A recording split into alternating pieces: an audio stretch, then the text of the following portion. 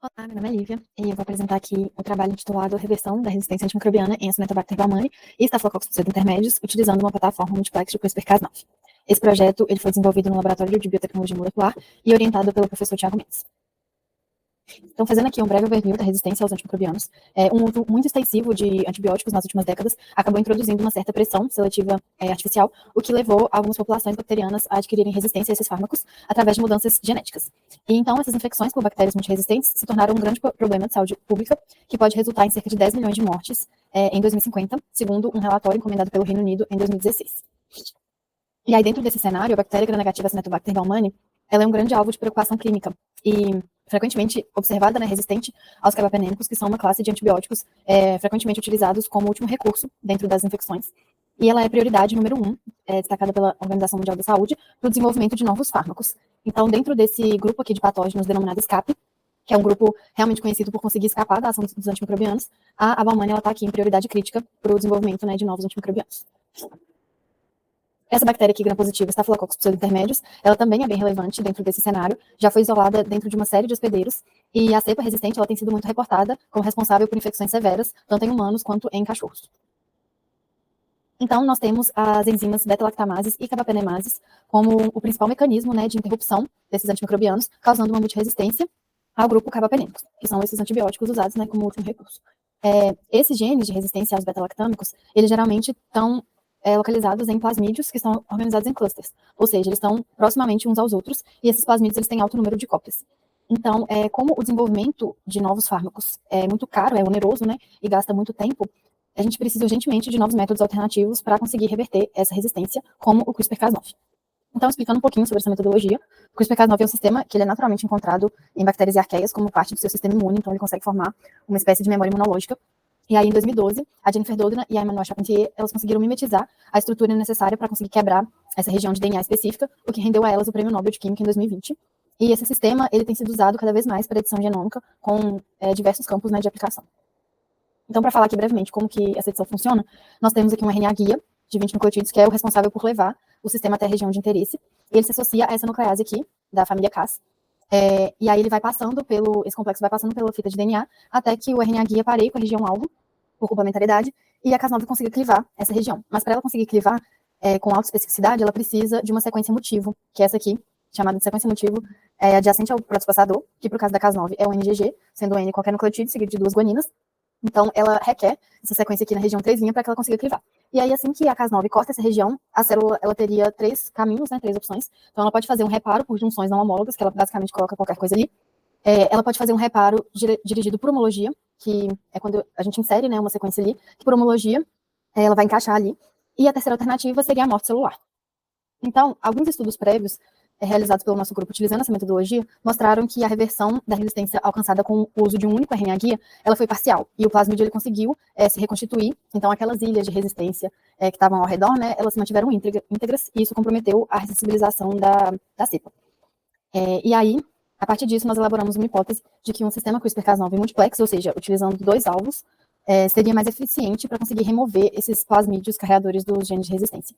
E aí, como 2 alvos seriam atingidos simultaneamente, pode ser que a célula ela não consiga reparar esse dano, e isso ocasionaria na ressensibilização completa dessas amostras clínicas, mas também pode acontecer a manutenção desse plasmídio com a inativação dos 2 genes de resistência.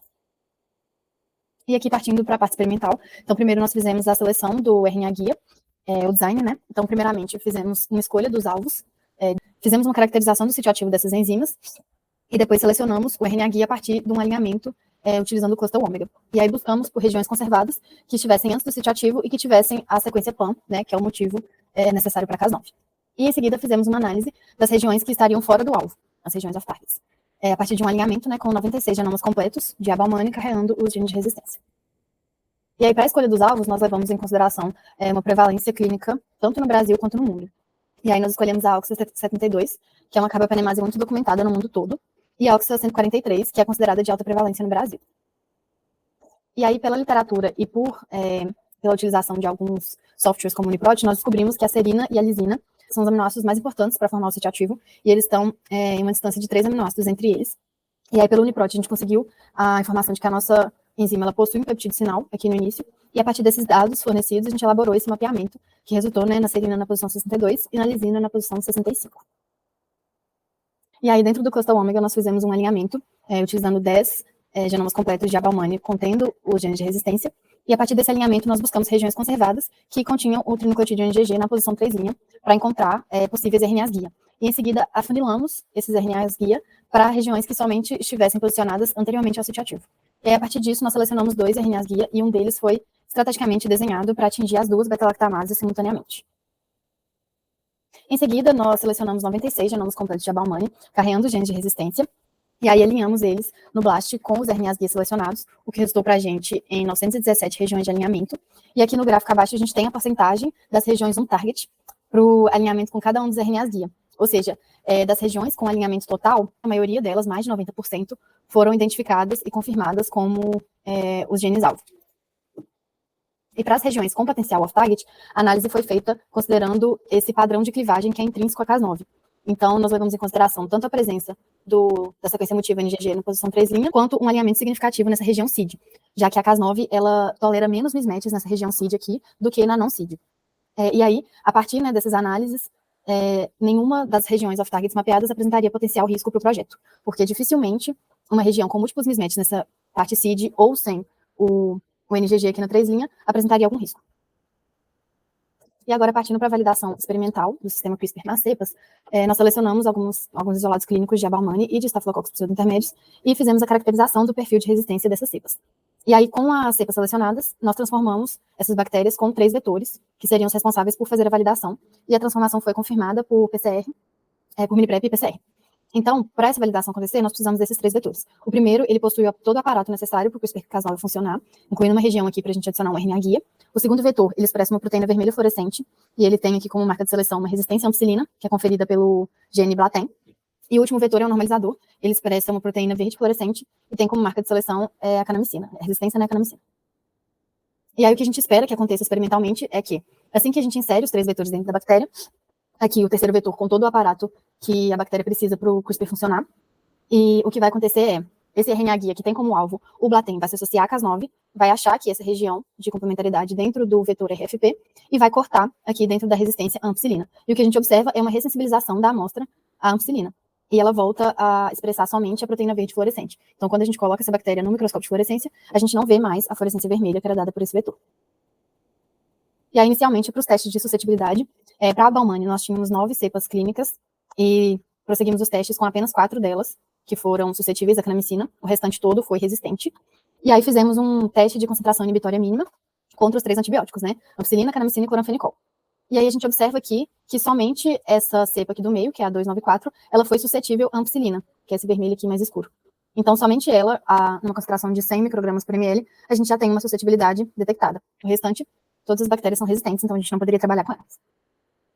Fizemos o mesmo teste para Staphylococcus pseudointermédios, mas nesse caso a gente só tinha uma cepa, a ED99, e ela foi suscetível tanto à ampicilina quanto à cloranfenicol, porém resistente à canamicina. Então, isso significa que nós não poderíamos trabalhar com o vetor do GFP. A transformação ela foi feita por eletroporação, então as bactérias passaram por um protocolo de eletrocompetência e depois foram transformadas, né, através do pulso. Para a PCR confirmativa, aqui na figura 3A, a gente tem um diol de agarose com amplificação utilizando primers específicos para a região do GFP, que deveria amplificar na altura de 1.233 pares de base. Então, aqui a gente tem nosso controle positivo nessa altura. E nas amostras 1 e 2, nós temos a Abalmane transformada com esse vetor. Então, a gente vê que está exatamente na altura do nosso controle positivo, confirmando, assim, a transformação com o vetor de GFP. E aqui na figura B, nós temos o gel utilizando primers específicos para a região do RFP, que amplifica na altura de 1.307 pares de base. E em 1 e 2 aqui, nós temos também amostras de Abalmane transformada, confirmando também essa transformação, já que a gente percebe aqui que está na altura correta de 1.307 pares de base. Então, conseguimos fazer a transformação e confirmar em Abalmane com os vetores GFP e RFP. Porém, quando a gente leva essas bactérias ao microscópio de fluorescência, a gente percebe que não há detecção da fluorescência tanto para Abalmane quanto para Staphylococcus. Então, as bactérias aparentemente transformadas não fluorescem dentro do microscópio de fluorescência. Então, como conclusão e próximos passos, nós conseguimos confirmar a transformação em Abalmane com os 2 vetores, precisando, porém, de uma otimização para conseguir detectar essa fluorescência e conseguir validar.